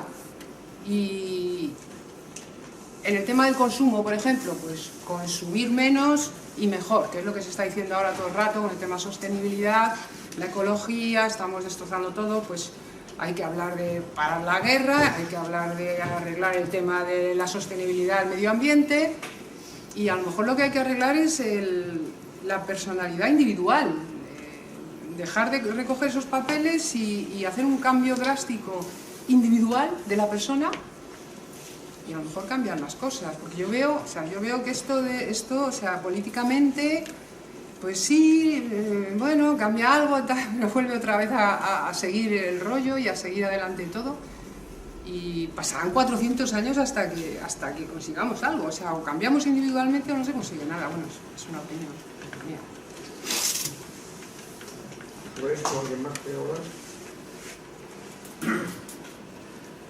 Pues lo que planteas tú, claro, también es muy viejo, ¿no? Así que el anarquismo era eso, de alguna manera, ¿no? Era, digamos, no hacer caso al Estado, ¿no? Y bueno, montar su propio modelo libertario, ¿no? Hay cosas que aprender, por supuesto, de eso. Luego con el 15M volvió lo que también era muy viejo, la política prefigurativa, ¿no? Es decir, que incluso sí, en nuestra corriente hemos sido muy politicistas también y hemos dicho, no, los cambios individuales, tal y cual, para el día después de la revolución, ¿no? Es decir, está claro que tenemos que tener, digamos, un espacio, bueno, y eso ha aparecido en el 15M también, es decir, que dentro de la lucha por la hegemonía, la construcción de espacios alternativos en el plano cooperativo. Es decir, para Marx el modelo de sociedad era la cooperativa, es decir, el modelo a trasladar al plano macro, ¿no? Evidentemente, es decir, todo eso, es decir, tiene su importancia. Ahora, precisamente, es lo que decía antes, con la insistencia de las diferencias entre la revolución proletaria y la revolución burguesa. El problema es que eso llega a un techo en una economía capitalista, en una economía de mercado. Los cambios que tú puedas hacer en el plano económico, en el plano cultural, en el plano individual y demás, es decir, está muy bien, pero además, eso además solo se dará entre los convencidos, entre las personas convencidas, pero solo en el plano micro, digamos, ¿no? Es decir, para pasar al plano, es que mientras tanto, ¿qué haces con las mayorías empobrecidas, con la mayoría de la humanidad? Es decir, que si nos planteamos el cambio radical no por digamos, vocación mesiánica, ¿no? Sino porque realmente... ¿Qué se está haciendo ahora por esa mayoría empobrecidas? Pero por eso te digo pero es que no podemos decir, oye, esperaros a que vayamos extendiendo el cambio a más gente, ¿no? Es decir, que yo creo que ahí de lo que se trata es de juntar a convencidos de la necesidad del cambio, también en el plano individual, juntar a los convencidos con las personas necesitadas de ese cambio, porque están en un momento, digamos, cada vez peor, ¿no? Y además, de todas maneras, claro, que cuando hablaba de la crisis del capitalismo, yo he recordado ahí un artículo de Wolfgang Strick, que no es ningún radical, que salió en la New Review en 2014, que, es decir, volvemos, claro, a lo que también decía Gramsci, a viejos debates, es decir, claro que de una crisis del capitalismo no se deriva automáticamente la posibilidad de revolución, pero lo que sí es evidente es que la crisis que está atravesando hoy el capitalismo es la mayor de la historia. Es decir, tiene, digamos, va de burbuja en burbuja.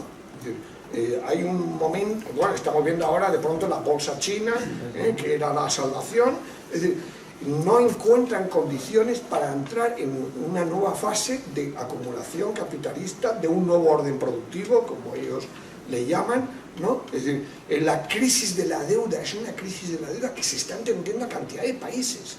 Es decir, es que el capitalismo hiperfinanciarizado que se ha generado, autonomizado de las necesidades de la mayoría de la humanidad, es cada vez mayor. Entonces esa contradicción entre un capitalismo, digamos, que cada vez está más interesado en esa economía rentista, digamos, por un lado, y unas necesidades sociales cada vez mayores no satisfechas, sí que por lo menos crea una crisis de legitimidad del sistema. Eso no quiere decir automáticamente convicción de la revolución y del socialismo, precisamente porque el gran éxito del neoliberalismo ha sido el no hay alternativa, ¿no? Y Tony Blair como hijo, el gran éxito de la Margaret Thatcher, ¿no? Que todavía el tío está ahí forrándose con sus conferencias, ¿no? Pero ya digo, no hablemos ya de lo que significa el choque con los límites del planeta, que ha tenido que salir el Papa Francisco para recordarlo, ¿no? Y ahí no le han dado mucha cancha el ABC y la razón, ¿no? Entonces, es decir, que en esas condiciones tenemos que nosotros ser como, en fin, como decía Weber, profetas ejemplares, ¿no? Es decir, tenemos que ser profetas ejemplares en el sentido de prefigurar el proyecto de sociedad que tenemos. Pero claro, siempre tendrá unos límites, siempre tendrá y unas contradicciones el ser profetas ejemplares dentro de la sociedad capitalista. Bueno, no hablemos ya de lo que ha significado la cooperativa Mondragón como ese modelo referente que era, incluso para David Harvey, ¿no? Que es el gran marxista, uno de los grandes marxistas de nuestro tiempo, ¿no? Es decir, que el problema es ese, que podemos apostar por un modelo cooperativo, podemos apostar por nuevas relaciones entre la gente. Claro, después del 68, pues muchos colegas de mi generación montaron sus comunas y demás, ¿no? Pues, ¿vale? Pero luego acabaron fatal, ¿no? O sea, que quitando a un ejemplo como Cristiania en Dinamarca y a un sitio así, pero en fin, ya digo que no tenemos por qué esperar al gran cambio para prefigurar el cambio, pero tenemos que ser conscientes que esa prefiguración del cambio tiene unos límites, solo se puede dar en esa clase media acomodada, que ahora está en un proceso de empobrecimiento también, ¿no? Y bueno, de lo que se trata es de mirar precisamente a las clases subalternas, a las clases empobrecidas, ¿no? Por supuesto, para que no se preocupen solo de lo material, sino también de lo ecológico, ¿no? Que combinar, como se suele decir, lo urgente y lo importante, ¿no? A la hora de dar respuestas a la crisis, ¿no? Gregorio. Una pequeña reflexión más allá de lo coyuntural sobre la lucha de la hegemonía, sobre la lucha de fondo por la hegemonía. ¿No habrán incorporado las clases dominantes del sistema, como queramos llamar, de manera más, digamos, más eficiente y más todo este tema de la lucha por la hegemonía? Porque a mí me llama la atención que a veces no somos muy conscientes de lo bien orquestadas y eficientes que son determinadas campañas. Por ejemplo, el tema de la desvalorización de la figura de los trabajadores a través, por ejemplo, del tema de la figura de los emprendedores, que tú has citado antes. Es un eje central de ideología, de lucha de clases, en el que hay en cantidad de segmentos, en cantidad de medios, y insidiosamente, sin que nos demos cuenta, están todo el día bombardeando emprendedor bueno, activo tal, trabajador pasivo, subsidiado, que no. Y ese mensaje cala en cantidad y no es un producto natural evolutivo, son campañas bastante diseñadas y bastante... Yo donde trabajo los he visto de dónde vienen, o sea, vienen de todos estos centros de pensamiento y todas estas cosas. No vamos un poquito detrás de... porque hablamos mucho de nosotros de construcción de hegemonía, pero no contrarrestar, cómo contrarrestar esta mar de fondo de mantenimiento hegemónico, de campañas hegemónicas de la clase dominante.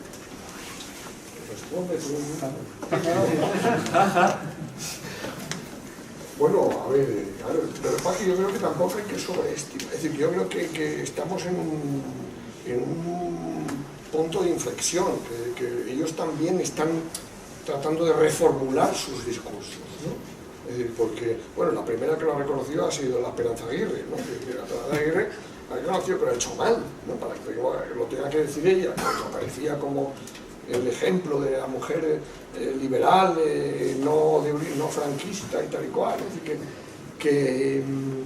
yo creo que están reformulando, bueno, con Podemos han intentado todo, ¿no? Evidentemente, ¿no? Es decir, que claro, precisamente ahora lo que juega más en esto de la fractura nueva política, vieja política, ¿no? Es decir, las contradicciones en las que se mueve Podemos, ¿no?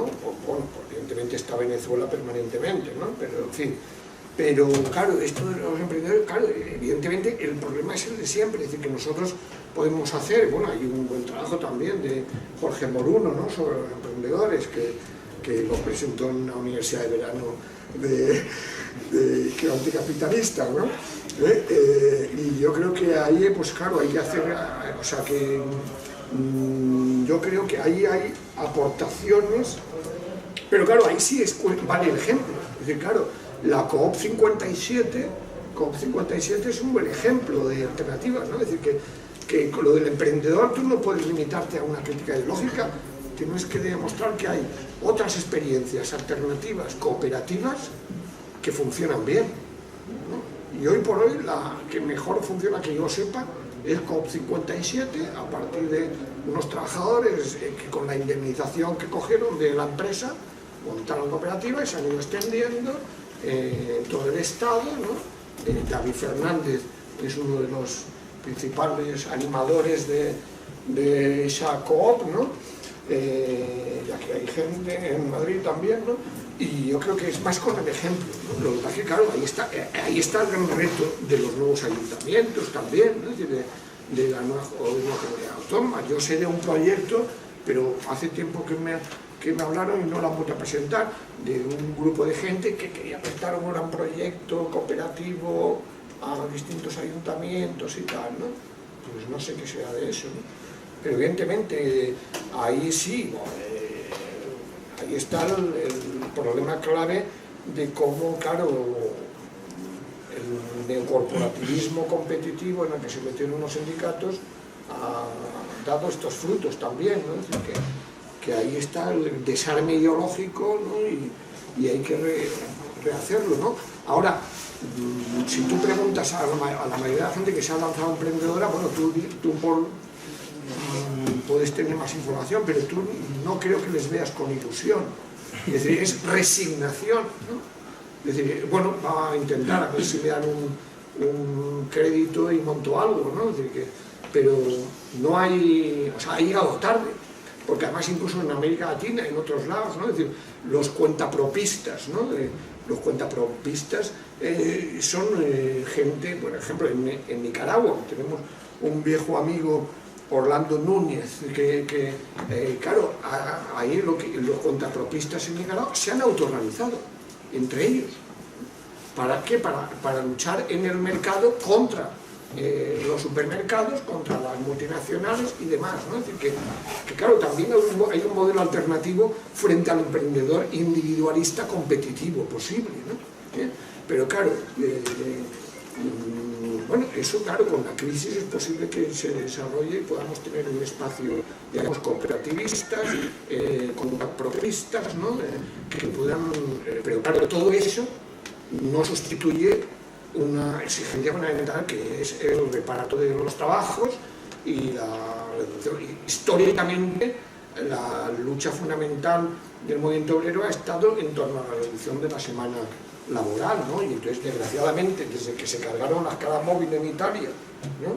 En los 70, que es el gran punto de inflexión también, que se cargaron las caras móviles de salarios y la escala móvil de hora de trabajo que se estaba imponiendo, ¿no? Pues lo que hay es, claro, un retroceso. Hubo lo de Francia de las 35 horas, se intentó aprovechar aquí desde Izquierda Unida y algún sindicato como la CGT, pero no salió. Pero evidentemente lo de los emprendedores, cooperativas, está muy bien, pero claro, eso no llega al grueso de la gente parada, desempleada y demás, ¿no? Entonces hay que volver a dar centralidad a la cuestión de capital-trabajo, ¿no? Gracias por un comentario con respecto a lo que ha dicho Gregorio. Yo estoy completamente de acuerdo contigo. Habla más alto. Hasta la aparición de Podemos, hace un par de años, a mí me gustaba decir la frase provocativa de que la derecha había leído a Gramsci mucho mejor que nosotros. Es decir, sobre todo ciertos sectores de la derecha, como es la familia de Esperanza Aguirre y demás, ¿no? Que ella no es precisamente, aunque a mí me apasiona como personaje político, pero no es precisamente, o no aparenta ser la más lista, pero sí que proviene de la familia política que de lejos es la más intelectual dentro de la derecha española, ¿no? La que no solo ha leído a Hayek, a Friedman y tal, sino que también ha leído a Gramsci, a los teóricos marxistas, y es gente, bueno, que al final nos está dando una batalla en la que tú hablas de los emprendedores, pero llamamos flexibilidad o flexiseguridad, que son términos súper molones, a la precariedad de toda la vida. Hablamos de paraísos fiscales, que es algo molón, cuando son cloacas fiscales, son paraísos para 4, para la mayoría no lo son, ¿no? Hablamos de gasto en educación cuando es una inversión, ¿no? Es decir, que bueno, una serie de cosas que yo creo que es muestra de cómo no han ganado esa batalla o de cómo, por ejemplo, esta familia aguirrista ha construido sociedad civil desde arriba, ¿no? Que es un proyecto completamente gramsciano, que yo creo que Chávez, o el chavismo, fue el primero que realmente se puso desde la izquierda contemporánea, ¿no? a reinventar esto, y yo creo que bueno, ahí hay algo que aprender también dentro de tanta crítica, ¿no? Es decir, cómo de las estructuras del Estado se puede también construir o hacer lo que ellos hicieron, ¿no? No vale solamente con cooptar los grandes centros de poder, sino cómo construimos hegemonía. Yo creo que ahí la derecha, cierta derecha española es más gramsciana que... Y ahora estamos recuperando parte del terreno perdido precisamente gracias a la evolución de Podemos, pero hasta hace 2 años yo lo veía y digo, esta gente puede andar charlas de Gramsci, vamos, mejor que cualquier teórico de partidos de izquierda.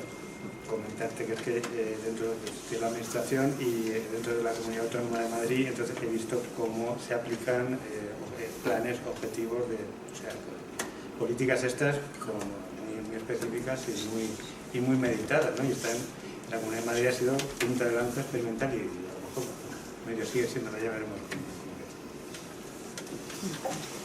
Pues palabras. Guillermo, ¿tú ibas a decir algo? Ya he leído el cambio. No, pues la verdad es que me parecía muy interesante la discusión y quería hilar un poco lo de Gregorio con lo de Gonza, ¿no? También por polemizar con él. Porque claro, me surge la pregunta de si el proyecto de los grandes poderes, ¿no? Con la austeridad es tan claro, las posturas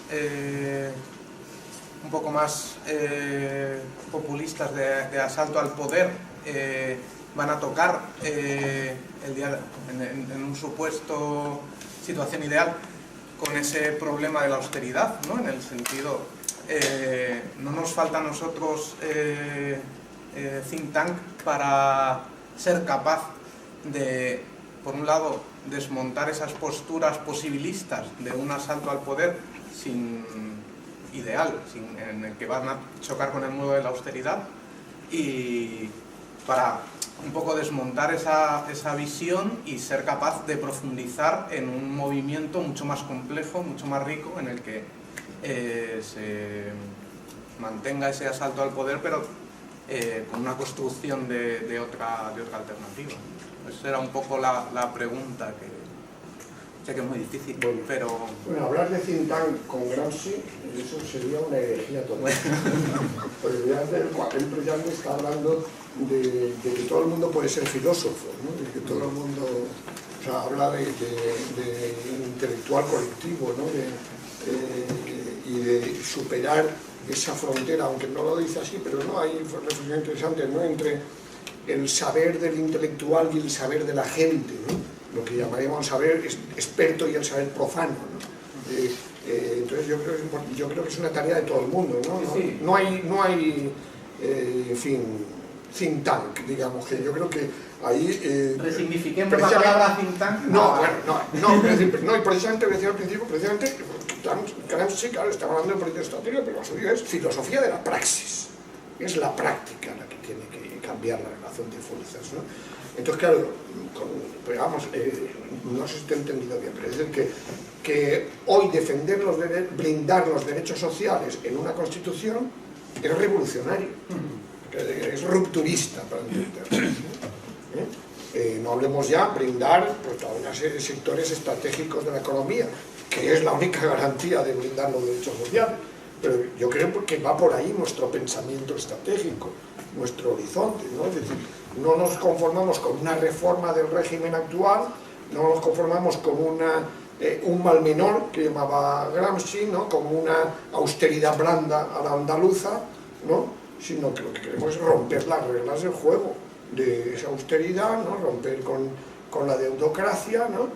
Y ese tiene que ser el horizonte, ¿no? O sea que, pero evidentemente, claro, ligado a eso, a una democracia radical, ¿no? A una democratización del poder. Por eso, claro, así las fuerzas nuestras son eso, ¿no? Democracia, un blindaje de derechos sociales, bienes comunes, y por eso es muy importante el proceso constituyente, claro, porque ¿cómo se abrió el proceso en América Latina? Con procesos constituyentes.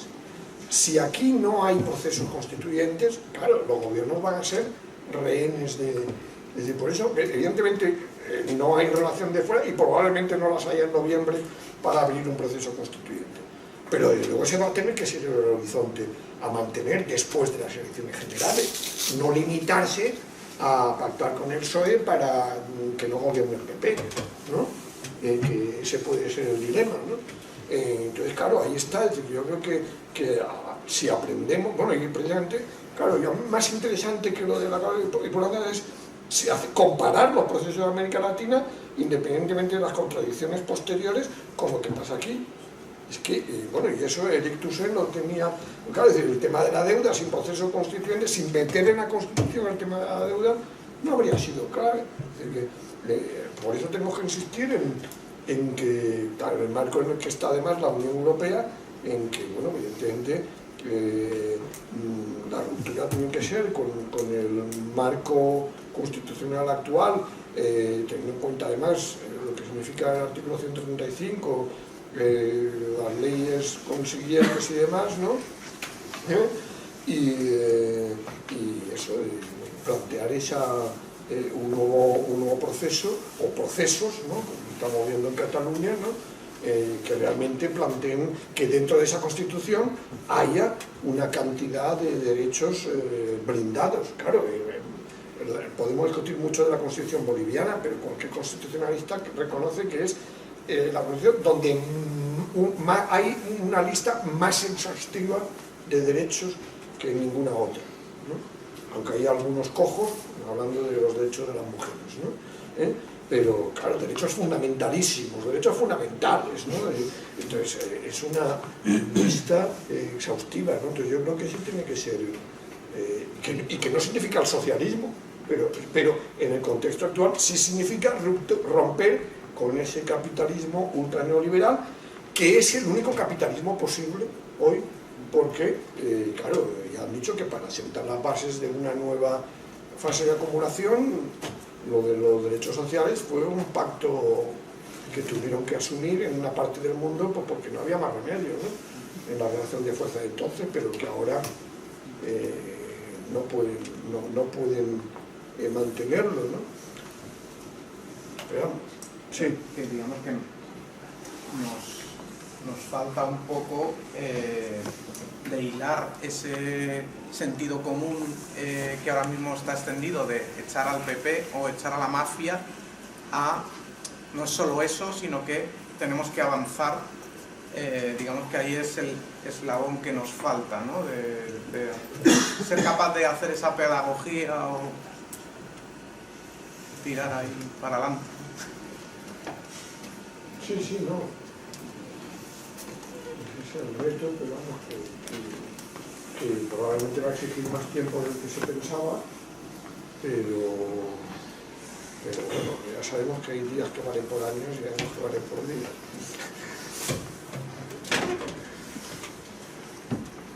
Yo tenía una pregunta sobre esa idea de sentido común como una dinámica que cambia, que no es algo fijo. Que, no sé, por ejemplo, hemos visto que en España con el tema de el sentido común sobre los desahucios, que los desahuciados no son culpables sino víctimas. Y, por ejemplo, hablaba antes de Francia, si miramos el caso de Francia, en el que el sentido común está detenido por los nacionalsocialistas, la extrema derecha y el Frente Nacional. Lo que no entiendo es eso, es que estos dos casos que están radicalmente diferentes, y no sé, hablando un poco de eso,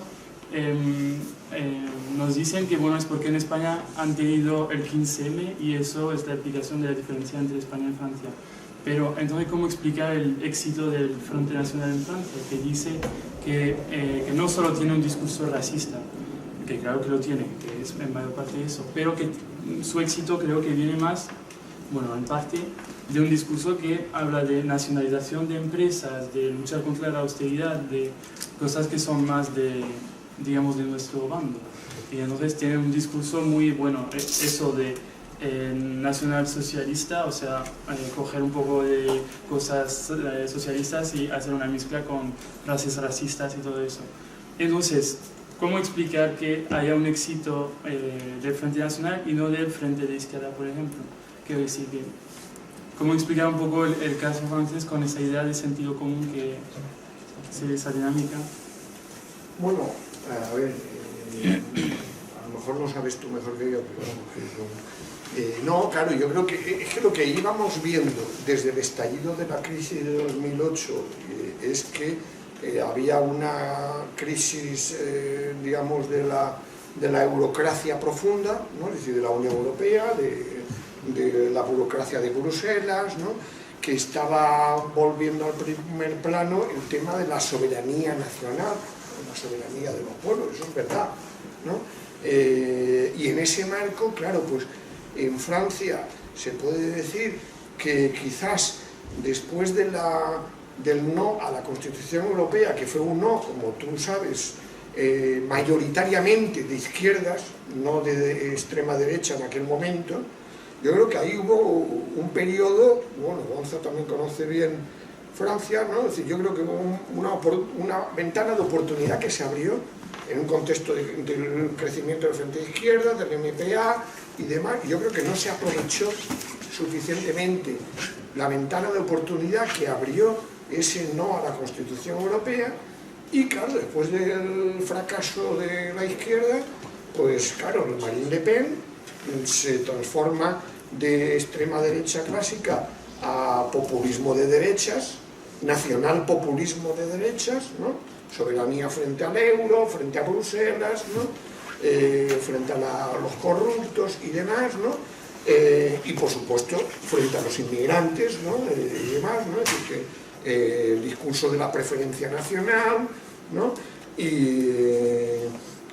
Y claro, después del fracaso de la izquierda, pues claro, le dejan un terreno allí amplio, ¿no? Es decir, que yo creo que es aprovechar ese sentimiento nacional que ha pesado mucho más en Francia que en cualquier otro país de la Unión Europea, que además también unido a la defensa, digamos, de una manera de un Estado social, ¿no? Que se ha quedado desmantelado por las políticas austeritarias, ¿no? Y entonces, claro, lo aprovecha la extrema derecha, ¿no? Y el gran problema de la izquierda es eso, es decir, cómo recomponer, claro, reconstruir hegemonía, pero claro, bueno, hemos visto que Mélenchon ha querido copiar incluso a Podemos, ¿no? Diciendo yo, pero claro, Mélenchon viene del Partido Socialista, no puede decir yo contra la casta y yo contra la burocracia, ¿no? Es decir, que no tiene credibilidad, aunque ahora sea muy amigo también de Tsipras, ¿no? Ayer vi cómo se abrazaban, ¿no? En el Parlamento Europeo, ¿no? Pero vamos, yo creo que el gran problema es ese, es decir, que eso lo veíamos, es decir, el estallido de la crisis lo que sería es crisis de representación política, crisis de centralidad de los grandes partidos en prácticamente casi todos los países de Europa, porque han ido a poner movimiento 5 estrellas en Italia, claro, es un populismo ni de derecha ni de izquierda, ese sí, ¿no? Ese sí, o sea, por lo menos con sus contradicciones, pero no se puede decir que sea de derecha, por lo menos no es extrema derecha, ¿no? Tipo Le Pen, ¿no? Que la Marine Le Pen, fijaos, ha tenido que echar hasta a su padre, ¿no? Para cambiar de imagen, ¿no? Entonces, claro, sería la crisis de centralidad con el partido, y claro, eso lo podían aprovechar otros partidos fuera del sistema, ¿no? O digamos fuera de la alternancia del sistema, ¿no? Y en unos países han sido unos, en otros. Nosotros, claro, ahí en Ventosol, para hacer publicidad un poco, vamos sacando artículos, hay revoluciones interesantes y contradictorias. Ahora hemos sacado un artículo sobre la revolución del Partido Socialista holandés, ¿no? Claro, un partido que era de extrema izquierda, de origen maoísta y tal igual, y se ha convertido en un partido neosocialdemócrata, ¿no? Digamos, neopopulista, ¿no? Dinamarca es más complicado, ahí está la Alianza Rojiverde, que mantiene un espacio propio, ¿no?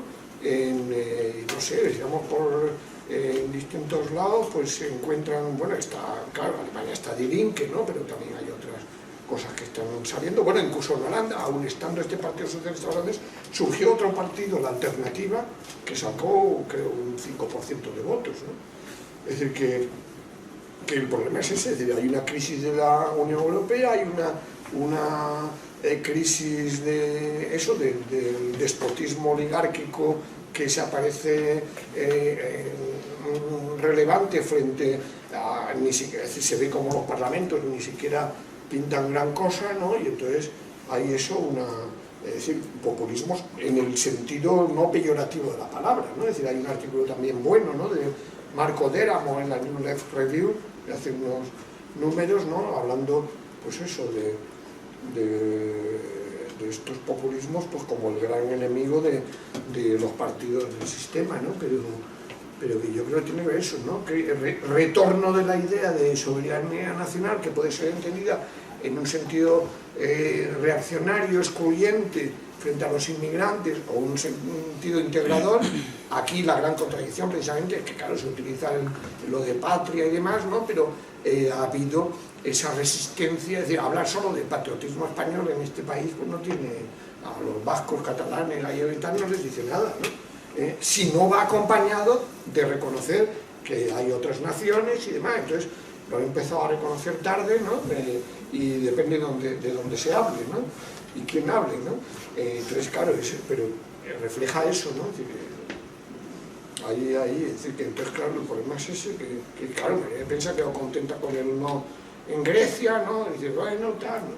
Quería aprovechar pero el gran problema es ese, es decir, históricamente siempre es eso, ¿no? Primero surge la oportunidad, claro, hemos empezado la reflexión en eso, es decir, la reflexión de Gramsci viene después de la derrota de las revoluciones europeas, ¿no? Y del ascenso del fascismo y el nazismo, y cómo el fascismo, pues eso es una respuesta a la crisis, ¿no? Funcional, que acaba siendo funcional al capitalismo, claro.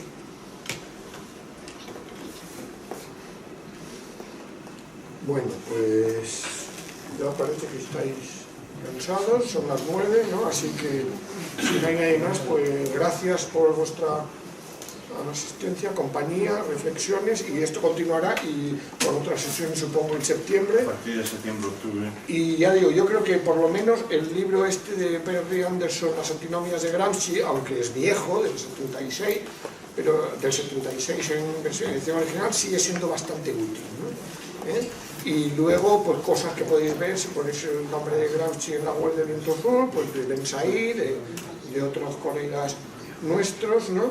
Y luego sí, había antologías, pero yo creo que ya están agotadas, ¿no? Había una antología que no estaba mal, de la catarata. Hay una antología que se ha reeditado de escritos de Gramsci, de Manuel Sacristán, que también hay ahí, pues eso, textos significativos, que hay que leer despacio, es decir, que Gramsci no es de fácil lectura, hay que leerlo con atención, y si hace falta, ahora como tenemos Google, ¿no? Pues consultar cualquier nombre propio que cite para saber quién era, ¿no?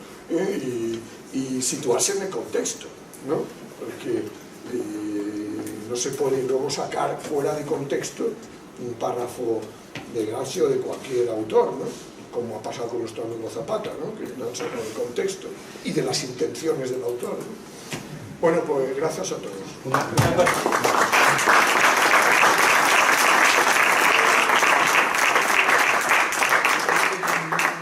Me ha pedido Bryce que diga que si a los que estéis interesados en recibir información de datos como este, que pasemos una lista y os apuntéis para... Bueno, pues pasa una...